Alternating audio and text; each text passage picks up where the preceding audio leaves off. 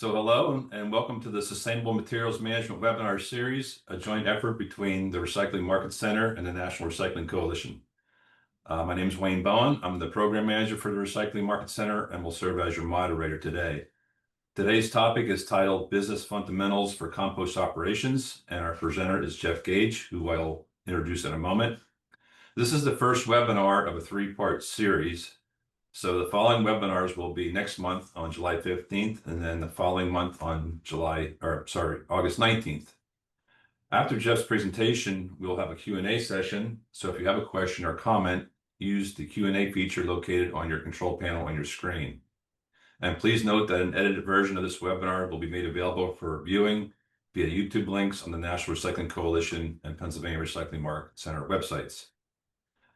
Jeff Gage is a Director of Consulting at Green Mountain Technologies and a certified composting professional. He was given the 2023 Lifetime Achievement Award by the U.S. Composting Council in recognition of his outstanding contributions to this industry over the past 38 years. He has designed, upgraded, and/or operated over 70 composting facilities throughout the world. Jeff has a bachelor's in advanced environmental studies and energy systems from the Evergreen State College. He's published composting research, served on multiple composting and recycling boards and regulatory committees, and marketed over 1 million cubic yards of finished material, earned multiple awards through his 4 decades in the industry. For Green Mountain Technologies, Jeff provides large-scale facility designs, cost estimating, permit applications, construction management, system commissioning, operator training, environmental compliance, safety programs, process optimization, and on-site service and repair. He also holds several composting-related patents, and outside the office you can find Jeff composting, playing violin, and exploring the world on his bike. And I'll turn that over to Jeff. Thank you, Wayne. Appreciate it. The business of composting is really a diverse topic. It's as diverse as the microflora and fauna in a compost pile. And it's going to take a unique approach, no matter what you're doing, to your local community and what your markets are for composting products. And we're going to cover some of those strategies. We're going to try to develop a business model for composting for any environment or scale. So if it's your scale, that's what we're hoping to address. So we're going to go through, in these 3 sessions, we're going to go through a lot, but for this session, we're going to do an introduction on what is going on. Why is composting actually difficult? People make it sound easy, but we have a lot of very different feedstocks. There are higher odor and emissions than most people give credit for, especially if you scale up suddenly. And we've got to have tipping fees that compete with disposal, and they handle materials less. Also, more and more, because there have been folks who don't do things well, creating odors, water contamination, trash, debris, things like that, you're going to see a lot of strict regulations coming on. And we've seen these in places where there's been a lot of composting activity, and they get more stringent. So you have to be able to adapt to those as well. And probably the biggest challenge that we have is that the contamination is increasing. So we're going to go through an overview of the composting technologies, have some case studies to wrap your mind around the scale and size, and then we'll get right into the Q&A. So this is my team, a mix of young folks and old folks. We're transitioning out. There's 3 of us who are moving on and kind of started most of the operations. But we're here to really just get the systems working. And that's my only real PR. But so that you know, we've actually done projects all over the world, over 400 facilities. And that's over the last 30 years. But we're a small company. And a small company can have a big impact. And most composters are relatively small companies. And so your impact is local and your impact can be global.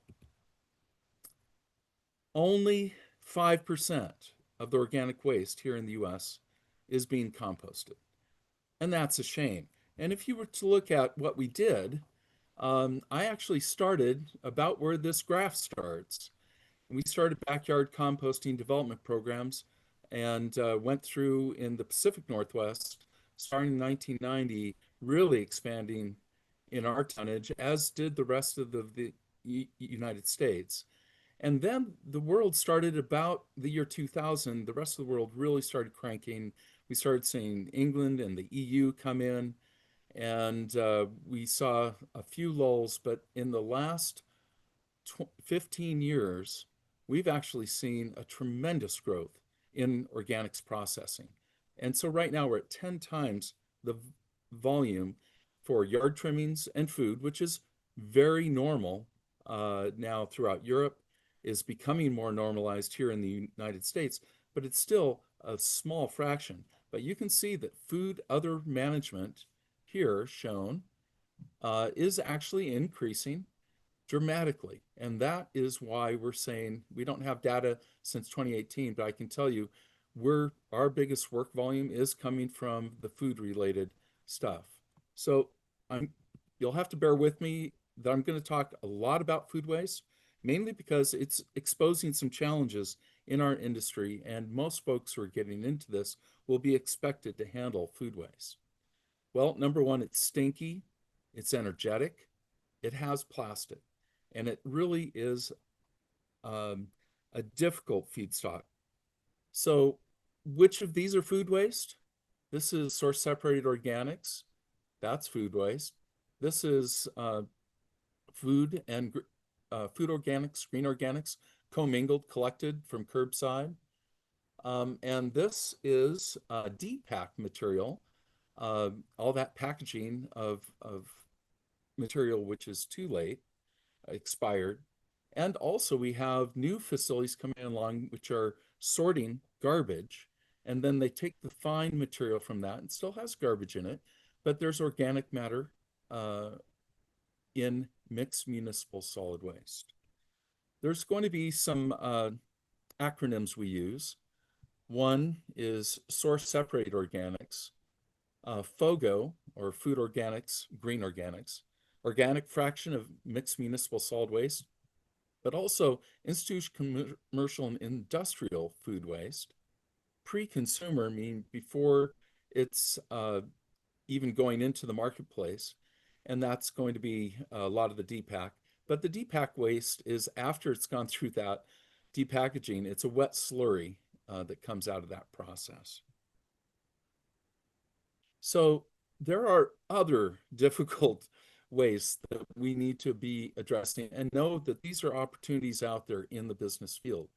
You'll see a lot of liquid waste that needs to be composted because it doesn't meet sanitation requirements, and there's a lot of organics in it. Usually it comes into a tank system or a below grade area where you can mop up wet stuff with dry stuff.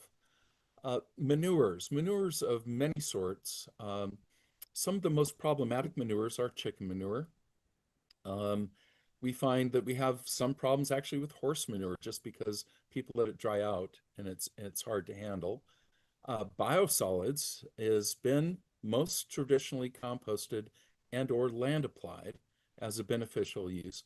They're running into issues not because of the ability to process, but the manures have different odor issues than the food waste. And here's one of my favorite, which is dissolved air flotation material. It's a goo that comes from bubbling air through water from a slaughterhouse or other places. And it's got blood and fat, and it really is highly volatile and biologically active.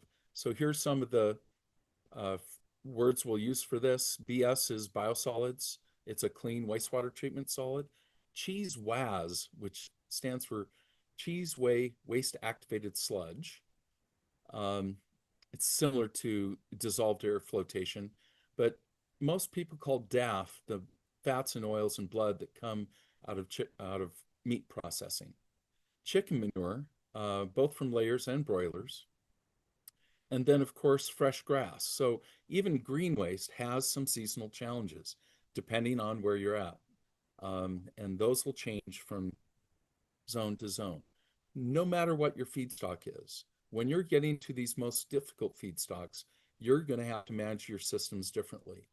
These are at the most 6 foot tall windrows, and quite honestly, they average 4 foot. And they have huge, almost 3 times the bulking waste versus the non-bulking material that you're trying to compost and that you're getting paid for. And you're handling it more often. So imagine what's happening when we're handling these difficult feedstocks. What's gonna push us is to meet any technology, you have to do more and do better. We have one other factor that's going on. Right now, governments and businesses, it's not just government, but it is the businesses who are pushing to zero waste because it's saving them money and it gives them the ability to get greenhouse gas credits or other things that are of value to them. There are higher tipping fees that are going to be happening, both for the materials that they're generating, because these are wet, nasty things that sometimes landfills aren't even allowed to take because of the moisture levels or the energy levels in them. And they're trying to reduce methane production at the landfills. So the one thing that composting provides in a financial situation is we can produce one of the highest value products of any of the alternatives for disposal. And that is only if you can manage the contamination. So is it a huge opportunity? Yes, if you do it right. There's going to be higher capital costs and operational costs and tighter, better, well-informed operations. Excuse me. So why is food waste a challenge? Food waste, when it's collected, if it's collected once a week, gets very acidic, very nasty, very quickly. And once we handle it in composting, we have to go through this early mesophilic or cooler temperature stage where we provide excess oxygen into it and are able to reduce the amount of acid, so bring the pH level up closer to neutral. And when we do that, our odor concentrations go down and our total volatile organic compounds actually go down. If you don't have that mesophilic stage, look what happens. And those odors are really bad, almost 10 times what the odors are if you can go through this early mesophilic high aeration stage. And the other thing is, this is CO2. What's coming out of a pile, how much CO2 comes out, it's kind of equal to how much energy and work is being done in a pile. If you're getting a lot of CO2 coming off consistently throughout the process, you know you're doing things right. What we find is if you don't have this cool excess of air for food waste in the first day or so, there's almost no biological activity in the compost and very little work's being done. And so food waste, challenge, problem, you have to design it so you have that early stage. The other thing you're going to find out in technologies that you're trying to look at and technology you're trying to choose, you're going to deal with one of two items, high volatile organic compounds, and that's always higher with food waste, even if you do aerate it well at the beginning. And second is ammonia. For biosolids and chicken manure, the amount of ammonia comes out is usually controlled as a particulate matter in many air sheds. So that's also got to be captured and recovered. But the good news is this is the first stage that we're really worried about. It's about 7 to 10 days that we're going to manage it well. Pickling is that acidification I was talking about in food waste. We're really trying to avoid that so those VOC emissions are not going to increase the total emissions. And here's the other thing. We have been finding that really big facilities greater than 100,000 tons a year, 60,000 tons a year, depending on how it's being run, might trigger an air permit called Title V in non-attainment zones, meaning they don't have pollution levels that will accept new big facilities coming in. And like it or not, we're being pushed into those same areas as large industrial plants. So what are um, some of the solutions to these in a financial strategy, business technology? What we found is if you can do a forced aeration system, you're significantly reducing odor, significantly reducing emissions to a point where you can probably not have to manage for a Title V permit. You can see each time we turn on a turning system, there's a huge emission spike. And even afterwards, it still ends up being higher in each of the turning points until you get pretty old. And then it goes down to almost nothing. So we got to get through this first month. And with forced aeration, you can keep the odors low, keep the emissions low. And it's worth time, effort, and money to do this part right in any technology. So what is the other big issue? It is contamination. And this is not a atypical green waste and food waste system. And you can see the garbage in all sorts of areas on top of these piles. What you're going to notice is that the finished product is beautiful. If you can do this right, you notice that most of the pieces are large, so they're using a shredder instead of a grinder, and they're going to be able to screen out most of the contaminants at the back end. We're going to be talking about some of the strategies like pick lines, depackaging, large shred, which this is an example of, slow turners, ballistic, and air separation. Why are we talking about this as a composting technology? Because if you're not making a product, you are not in business in composting. So here's some of the strategies. I borrowed this from Dirt Hugger, their presentation on contamination up in the Washington State compost facility operator training. And they have put together strategy for their site. All of these things are important to implement at their site. It's not just choose one, it is do them all. And that is do site tours with people who are bringing in material to you. Have very clear signage and go out and visit your outreach coordinators and make sure that they're coming in and seeing what you do and you go see what they do so you have a common language. It's good. They want the information. If you can keep up with it twice a year, it's better than just once. It's really low cost. It's a person's time in your community, and it really helps with marketing development. The problem is they're going to have staff turnover. And when the new person come in, this is not the important thing on their list. And quite honestly, we're not sure if training is really as good as it could be for getting us down to zero. Contaminants.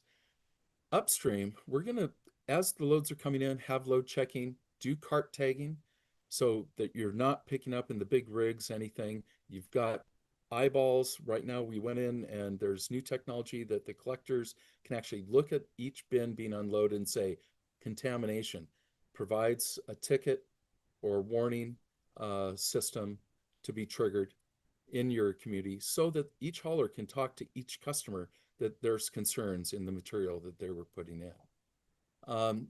It's in control. The facility can reject loads. Absolutely. We can provide charges, incremental charges for more contamination that gives them incentive. The problem is there's not a lot of motivation or capability for a composter to do it. We're depending on others to do that. And the challenge is you might lose a customer. They say, well, I don't have to deal with this. That other composter, he's just fine. He doesn't have a problem with it. Why do you? Well, the reality is if we don't do it on the upstream side, we really will basically become a garbage operation. And it gets worse and worse. So this is number one, and you'll have to dedicate time and effort to it. More work is required on the ground. So we're looking at having technologies to grab material as it's sitting on the ground, go through a sort line or go through a wind sifter. And sorting on the ground, anyone can do. You do have a lot of safety issues and you need to manage it well. We found the best places have an unloading zone that they cone off and it gets reviewed and doesn't get unconed until the review and sorting is done, and then loaders can enter the area and go after it. You can get the big garbage, you can get the glass, you can usually hear it when it's being unloaded. And then there's sort lines. Even though they're really good for the backs of people, they're monotonous. Um, they are very effective. They can get upwards of 70% of the garbage out easily, and they're efficient, but it is an expensive tool that's an ongoing cost. And at the very back end, something like a wind sifter, pull out your thin film, metals, rocks, roly-polies. It's expensive, but you're also going to lose product because it uses wind, and if it's too dry, you'll get compost going up with your garbage. And if you have it, you can put a high density, high density plastic doesn't come out easily in those systems, but light density plastic does because it flies easily. And then also glass. Glass actually requires more than just a wind sifter. It requires a refiner. Let's talk about some of these costs and technologies. We're inspecting every load. You want to have a contract that allows you to reject or charge for those high levels of contamination. And we don't want to get smaller pieces of plastic. We want to be able to, at the back end, have these nice, big, easy to manage plastics that are easy for just a size screen to pull out. So we're going to look for equipment that is a low speed shredder. We're going to look for low speed turners. We're going to try to keep clean streams and dirty streams separate so we can have two different grades of compost. It might change nutrients and everything else, but hopefully some of the benefits of having these high nutrient feedstocks are actually worth as a good product, even though it might have some residual identifiable plastic. And then anytime you're grinding, you're milling your plastic and it gets into your fines, and it's really, really hard to get out.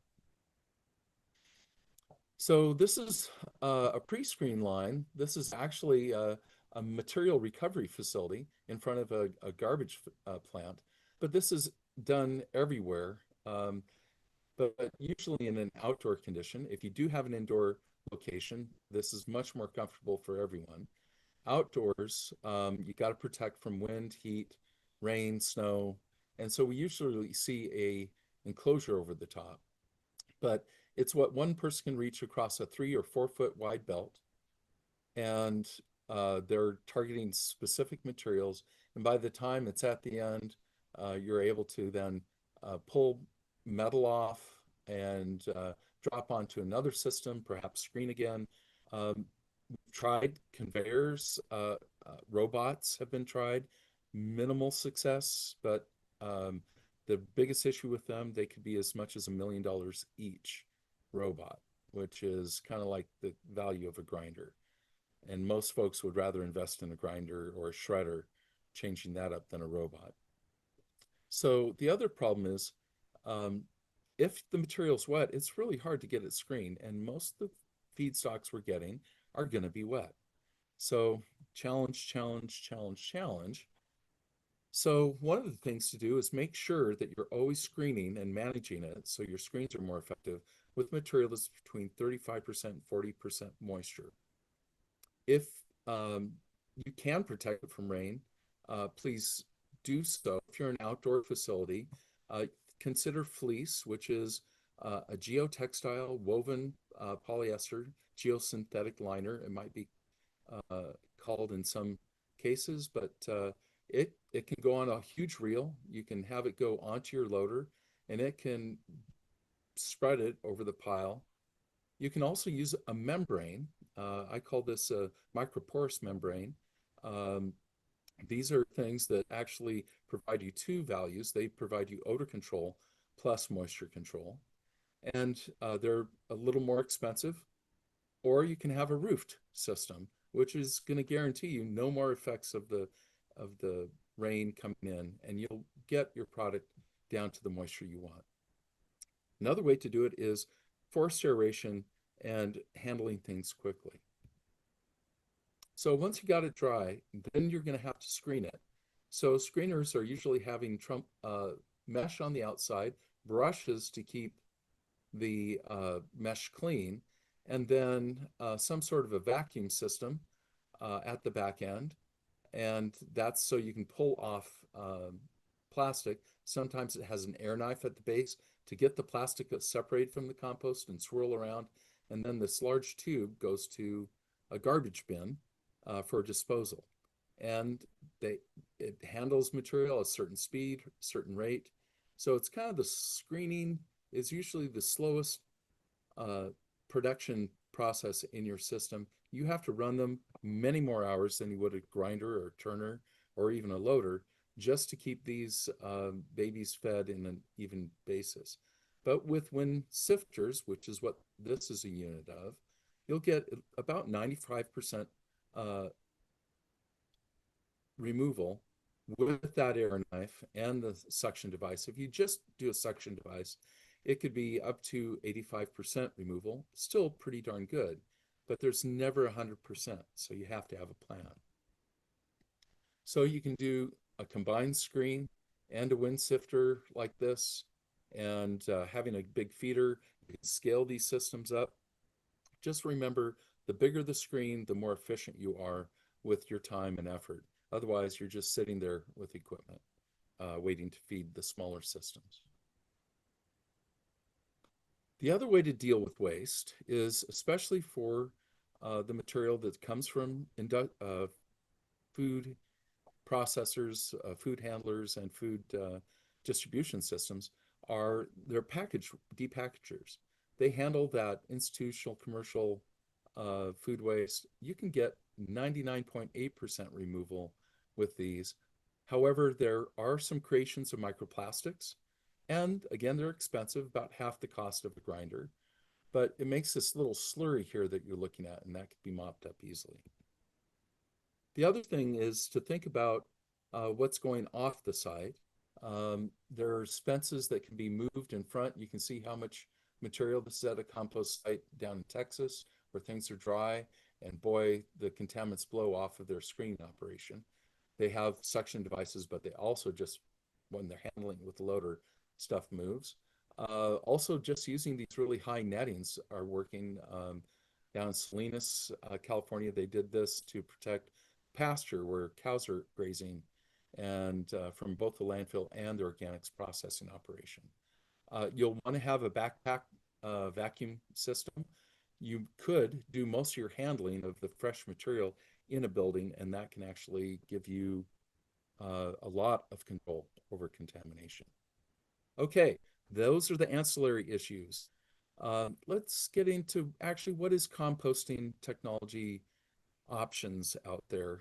And I'm going to be covering a wide range. I'm going to use most of my own pictures so that we're not using other people's proprietary stuff. There's a lot of proprietary stuff out there, but let's talk about they're all going to fit into a category or two and at many, many different sizes.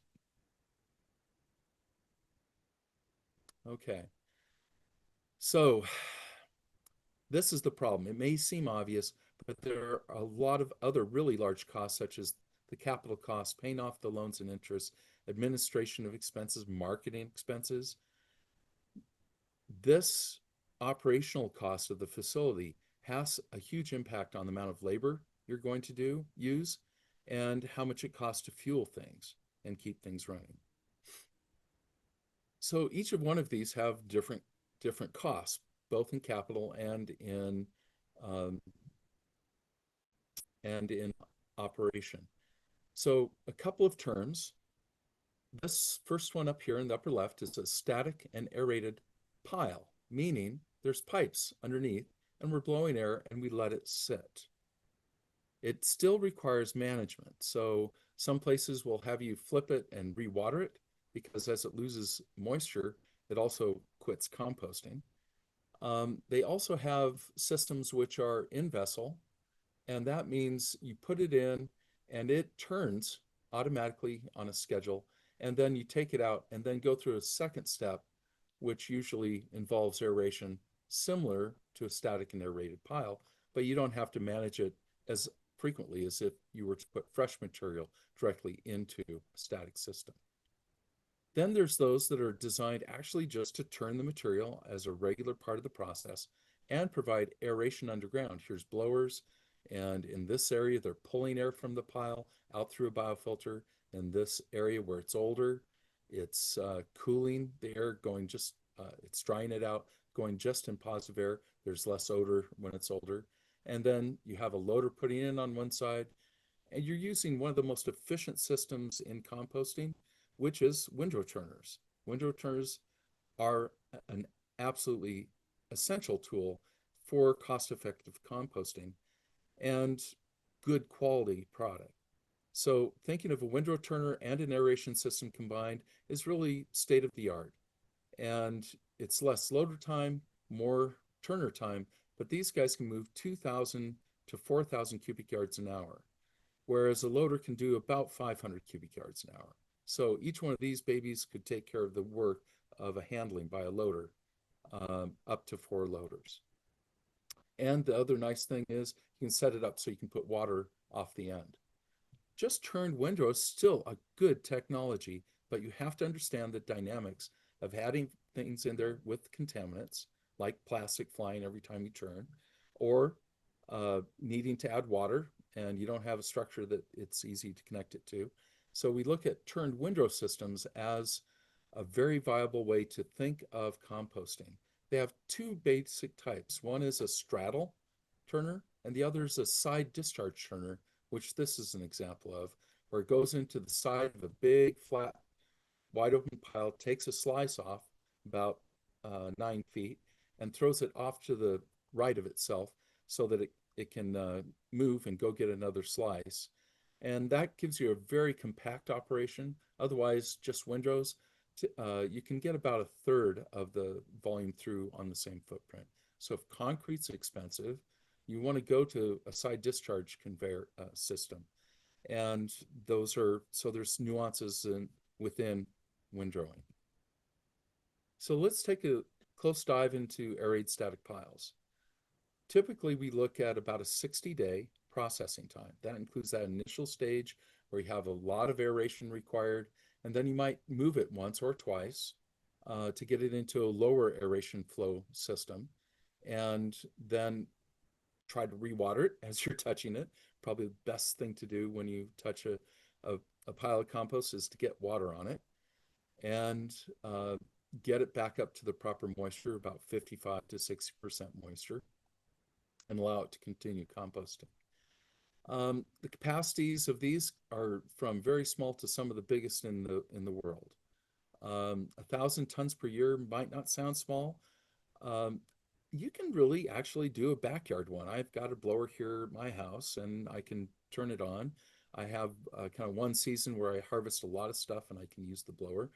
But it's kind of farm scale and up is the capacity. Costs are moderate. They're not horrible.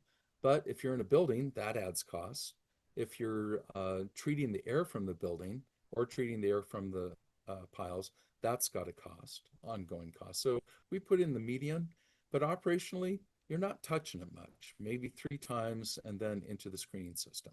Still the same work for contamination removal, still the same work for screening, and depending on the feedstocks. So these we look at operations costs as pretty low. It's the power costs, and usually for an operation about this size, they're at about $800 per month power costs. The odor control in these systems are also good. This is an outdoor variation of an aerated static pile. It's called pipe on grade. In other words, you didn't put the pipes underneath the concrete, you just put them on the surface. And for that, you need to have a way to easily disconnect those pipes and then pull them out from the pile, dig out the compost and move it, water it, do what you need to do. These also are at about 60 days, same as the other ASP. No advantage there. The main cost is getting a blower in, doing controls for each one of the zones where you have aeration piles, and you have to meet time and temperature requirements.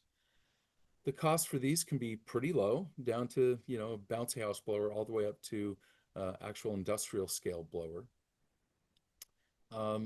And the operational costs, yeah, again, moderate, but they're still there. You still have to turn and water. The odor control for these can be good. Positive aeration, you use a biocover blanket. In negative aeration, you'd have to use a designed biofilter to treat that air. Compost covers provide the microporous material that can be strapped down to the walls. And this material is loaded into a bay. It has air underneath it, and it pushes air up and into the chamber that's now been sealed after you tie the tarp down to the walls. And that provides you really good odor control. And that gives you the ability for allowing the composting to be managed without getting additional moisture added, and it recycles the moisture within and under the tarp. However, the capital costs and ongoing replacement are pretty high. Initial costs can be significant, and it depends on the scale, but they have uh, pipe on grade style systems that are portable systems that are much cheaper. But those are good technologies, well established in the industry, and the operational costs are pretty minimal. You're letting it sit in there, let the blower run it. Uh, low power blowers being run on those. The challenge is it takes more time, and time is money and footprint typically. So think about those issues when you're looking at the costs. And capacity, of course, can be 1,000 or greater. Another type of technology is saying, okay, let's put an aerated static pile in a full tunnel, put a door on it, take all the air from that, use positive aeration, and go to a biofilter. This is about the similar as another aerated static pile, about 60 days. The capacity typically, to make sense, is about 2,000 tons per year and greater. The capital costs, again, very high because of the enclosure. And it's got concrete walls and underground aeration, just like the membrane system is. Operation costs are moderate. Again, it's got to be watered and managed. But the odor control is excellent and provides a great, you can place this in the middle of a city without any real challenge. These are the most popular in Europe, and they're coming into more popularity here in the US. This is an in-vessel system. So I define in-vessel systems as those which go into an enclosed structure and have agitation included. Um, uh, there's channel operations that do it in a building, and they have turners that move the material uh, down a trench, but it's in a building. It truly isn't in a vessel, but it's actually fully enclosed. Those are being done at some of our clients up in Canada, where they're doing that for a stage of their compost process. Usually it's that first month, 2 weeks to a month, that they're really concerned about odors, and then they can keep everything enclosed. In a small scale system, our company's been making what we call an earth flow, and that earth flow has basically an auger. You dump material in one end, and the auger moves through and moves the material down. It also has irrigation on it, and it has air in the floor and a blower here on the side. Basically dump it in and then take it out. And that's about the amount of effort that it takes. So really low operational costs, but we always recommend going to a pipe-on grade ASP system afterwards. Finally, windrow turners. Windrow turners, again, the time is about 90 days because they don't have forced aeration. If you have forced aeration, this is actually the fastest way to do it, combining turning and aerated. We can look at less than 45 days, so half the time of just an unaerated windrow. We've seen very, very small operations, 50 tons per year, all the way up to probably 500,000 ton per year facilities that we've seen in windrows. Takes a lot of land if you're doing straddle type, less land if you're doing site discharge. Capital costs can be very low to very high. And your operational costs are still significant, but they're not the highest. The issue really is odor control and water generation off the pads. So if you've got water generated off the pad, you've got to treat it. That usually requires aeration, which is an additional cost. And it's better with air because you're going to dry it faster. You can actually reuse some of that water in the early. But the odor control itself is pretty okay if you have bulky materials in there. So we're going to talk about a couple of case studies, and then we're going to be going in for questions. I've got another 7 slides to go. All right. This is one of the largest compost facilities on the west coast of the US. This is Recology Blossom Valley Organics. We call it BVON because it's Organics North. At BVON, they're about 60 days using an aerated static pile with the blowers here and aeration pipes underground, embedded underneath the concrete with little nozzles coming up on the aeration pad. And you can see where the air pad is by the shape of the piles. This is where materials brought in, and this is where materials are brought out. And it's flipped once in between the process. It's irrigated significantly before it's loaded into the pile, so it's at 65% moisture. And then it's rewatered, right now mostly from the surface, and hopefully soon as they're turning, when they move it from one position to a secondary position where there are smaller blowers and smaller aeration capacity. But you can see right here, this line, that's an irrigation line over the top, trying to get as much moisture in as possible because they're in the Central Valley in California. After it spends 15 days here, it's turned and watered, 15 days here, and then it's put into actually a windrow system. And at that time, the windrow system can be big, doesn't have to have extra porosity because most of the energy comes out in that first month of aerated composting. And we see a lot of this combination of a highly aerated system at the beginning and then traditional windrow composting at the end. And these systems handle source separated organics or institutional commercial waste. They can handle pack waste and things like that. If you have questions about this, I can answer them.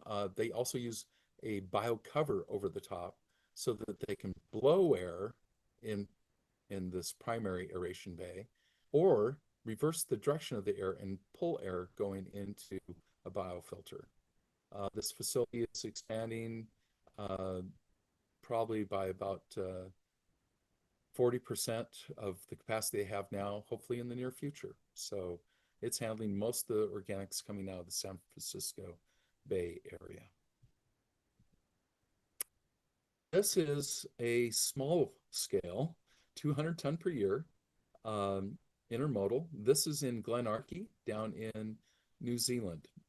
And what they've done is they put in a cart tipper and they're able to collect from their community center. They have community kitchens, and also they have some collection done from residences as well.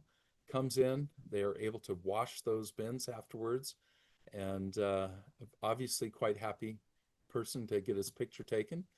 And when it goes into the system, they take it out and go to an aerated static pile out at the back end. And it's about 14 days within the bin, and any air inside of it goes to a biofilter, which is in this large wooden box. That technology is called EarthFlow. It has air pipes in the bottom and turning at the same time. This is up in British Columbia. The regional district of Silamakeen, or Ardos, has a capacity of about 2,000 tons per year. Again, a small facility. This is a picture of when it was first in startup, and it has a blower behind the wall, and it has a single pipe underneath. And the pipes, they thought all we needed was one pipe, and we could make it really, really long. The challenge was they couldn't get good even air distribution along that full length. Even though that's what they wanted to do, they did it, and since then have shortened the pipes length so they can get even distribution along the pipe. Back to what our original recommendations were. This was designed by someone else besides Green Mountain, but they actually ended up coming back into some of the standard ways that experienced composting companies can do good design for you to get even air distribution and control over air temperatures in your piles and to maintain good oxygen levels. This is called a pipe on grade, and you can see here during the construction they pulled it up off the ground. Sorry about that. 20. So what we've got in the system is to manage another type, which is putting the pipes below ground. And this is Dirt Hugger. It's in Washington State. They receive materials here, food waste and really nasty stuff. They've got liquids coming into these tanks or into these bays here. You saw a close-up of that. They take the liquid waste and they add it right as they go through screening. They screen it after they go through screening. They screen it and pick it. Both. There's a pick line and a screen line. And they go through and they put it into a compost system, which is right here. There's blowers on this side, blowers on this side. There's a biofilter there, a biofilter here. And they're pushing and pulling air from the piles to get good temperature control. And they can do a solid pile. And then they use a side discharge compost turner to move it over, or a loader, which is what they did here. They're actually using a loader with a portable stacker and moving it along as they're moving it from one side to the other. And that provides them some efficiencies. We call these turned aerated piles. They handle green waste, source separated organics, and institutional, commercial, industrial stuff, including a lot of food processing wastes. This is a fast, efficient, makes a very good product consistently. And that is the end of this part of the demonstration. Thank you for being here. I'm going to have Wayne take over, and we're going to start answering questions.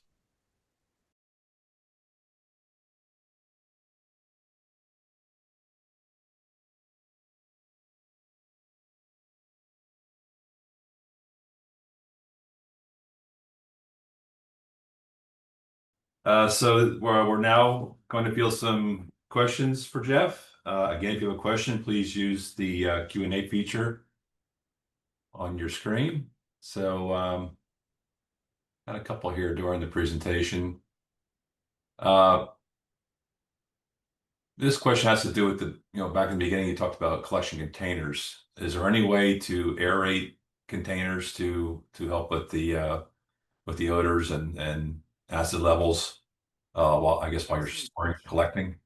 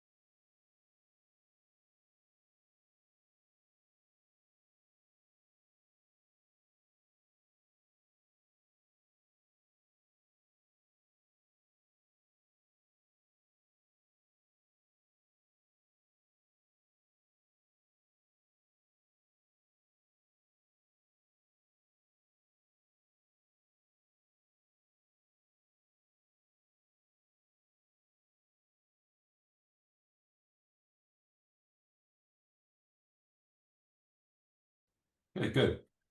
Here's a good question. How would you convince a yard waste facility to accept food scraps? Support them in getting an aeration system, just a blower and a pipe and good management and get well trained. Um, let them run pilots, give them the support, getting the permissions to handle it, and then start looking at the real value and cost. They're not going to do it for free. Obviously, as you handle food waste, costs get higher. And the challenge is that they have to make that investment based on the tonnage coming in and still make a good product. This company that we have up here started as a very small company, and they bootstrapped themselves into one of the bigger facilities handling most of Portland's organic material that has food waste in it. And so you're talking about facilities that can do it. It took time. They had to do the investment. They've learned how to pick and screen, and their costs are still competitive, but you can't just do it all at once, big volumes, without some serious cash inflow for capital costs on the equipment. So that's the best way. Find grants, find good quality bank loans that are backed, things that will make sure that you guys generate a partnership to do this, and make sure the hauler and the collector of the waste and the government agency that helps is pushing for this to be done, or the business is pushing for this to be done, is actually focused on training people to keep it clean. If it's clean, most composters can use a reasonable technology to manage it. If it's not clean, that's where the biggest costs are. Okay, here are two earth flow system questions. What's the largest system ever to be deployed? And the second question is, can you add air pipes in the earth flow bin? Oh, they have air pipes already in them. In the floor, there's tubes underneath, and there's a little blower in that box on the side. Let's go up real quick and show you. So I can't, well, this takes the air from overhead. What you can't see is in this shot the other side of it. So I'll go up one more. Come on.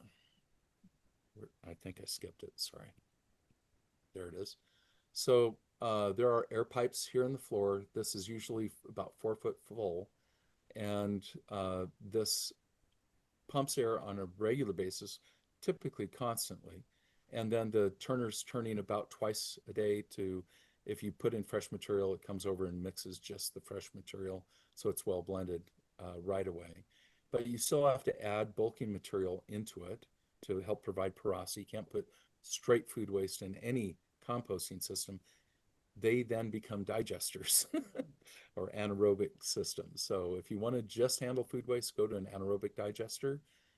If you want to make a compost product, you need to add some bulking material to absorb and provide space for the microbes to breathe. So let's see, make sure, Wayne, one more time. I think I forgot part of that question.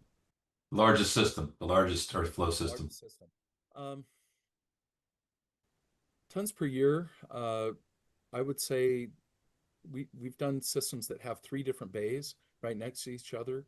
Um, the the most recent one we did is in uh, uh, the Dominican Republic, and they have a channel system. Basically, we put in walls and the same carriage in it with aeration underneath it. I believe they're at close to 800 uh, tons per year to 1,000 tons per year, so reasonably big. But it had to be longer. It had to have multiple channels. Okay. Have you seen any lower cost airlift slash windscreen options? You can make them. Um, Almost the reason that they really became popular is they're very effective and they're fairly simple. Um, but you have to be good with a welder, interested in balancing a system, think carefully, and do a lot of experimenting and a lot of adjustments on these things. So you can buy a blower, make an air knife, which is a cone with a slot along it, blow it up through the compost as it's coming off of a conveyor, we usually like to do this on the overs. We usually keep the screen really small so we get all the fines out that we can without getting garbage in it. And then we treat those overs to try to remove that. So we're blowing air through the overs, putting in a suction fan over the top, a second blower that's pulling the air from an enclosed chamber over the top of your conveying system, and then put it into a garbage dumpster with a mesh over the top. I've built them, and I'm not all that. I've built some coming off the ends of trommels, just grabbing the air from the end of a trommel, going into a dumpster. Lots of ways to kind of do this. I would say be creative. Um, Try to make sure you have a way where the compost is being agitated. So some have like airlift. They're one of the cheaper ones. They have an actual pulley that bounces the conveyor as it's moving to help get that plastic to be available for the suction device. But the height matters, even flow matters, consistent moisture matters. If you do that, almost anyone can build their own. Most of us say they figured it out. I'm going to go ahead and invest in it because it pays money to make good product. This question asks if there's enough plastic contamination in the material to warrant optical sortation. I guess it depends on the source. Yes, it's very difficult. I've been working with MRF optical sorter folks in discussions, robotic folks in discussions, and they have to train to an object. It's really hard to get a random size when you have plastics that could be anywhere here, thin film, they could be dirty, they could be clean, they could be light. They actually have to program what that object is and looks like and turn it into an algorithm that says, when you go past this air jet, I'm going to turn on that air jet briefly, send it flying in the air, and then something else can grab it. Or if you've got a robotic arm, I'm going to get that piece because that's a contaminant, and you go and grab it. So that's why they're kind of expensive, is it takes a lot of programming. They focus mostly on material recovery facilities, MRFs, and not so much on composting, but we are asking and we are testing and we're challenging them to get their computers smarter, faster, better to handle things that are not what we want, which is that beautiful woody material. Wouldn't it be great if the robots just picked out glass and just picked out rocks? We'd really be better off, and I know they can do that. But again, the grabbers and wear and tear and maintenance and programming, all that has significant costs. If you were starting a class one facility, I'm not sure what that means. Every state has different nomenclatures. Only to handle food waste and yard waste, and a site that was far from residences and commercial areas. What technology would you choose? Okay. Um, First of all, class one in many states means low volume and or easy to handle feedstocks. Um, if it's low volume and it can handle some of the more difficult feedstocks that create odor, it could still be a class one uh, facility. In that situation, and you're far away from neighbors, I would do an aerated static pile system and put a cover, a bio cover over the top. When you break into it, you're going to want to water it. I would put an ASP almost anywhere um, because it has good aeration treatment, so you're not generating odors, and good air capture treatment using biocovers or biofilters, either positive or negative. It's the challenge with these small systems are who's got the time and effort to manage it correctly and stay up with it. So investing in easy to manage equipment. I love windrows, but a combination of windrows and an initial aerated static pile to me is my favorite. But for every window turner, figure out a way to get water to it. It's the ways we've been doing it since the 90s. Get an irrigation hose reel and let it drag along beside the turner and irrigate it just as it's coming off the conveyor. Just like right here at this point, you'd have a spray bar and just be spraying it as it's being unloaded back into its new pile. And here's a comment, just a follow up to the conversation on aerated containers. There's a company called BioBin. They actually, it kind of looks like a modified roll off or a smaller front load. So they have an aeration system built in, a leachate collection, pretty elaborate system. So they're developed in Australia. So if you can look that up, BioBin, that's one word, BIOBIN. Still do it. I mean, just remember, we've all been working trying to get this done, and they have the basics. They have aeration. Number two, they have leachate collection.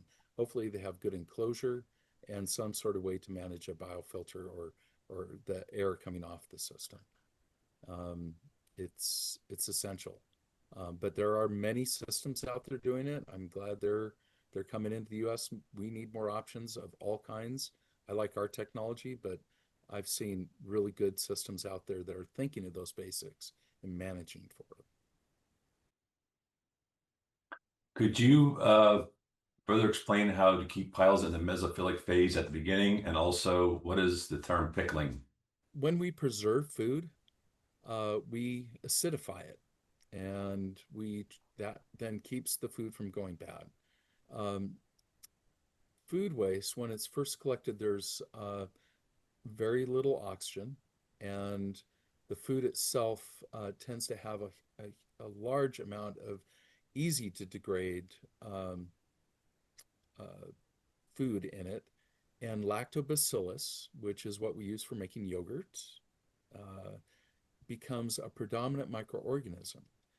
They have a real fancy system in that if you heat the things up, then they become the predominant microorganism. They can survive at the higher temperatures, but they don't allow much else besides them to go.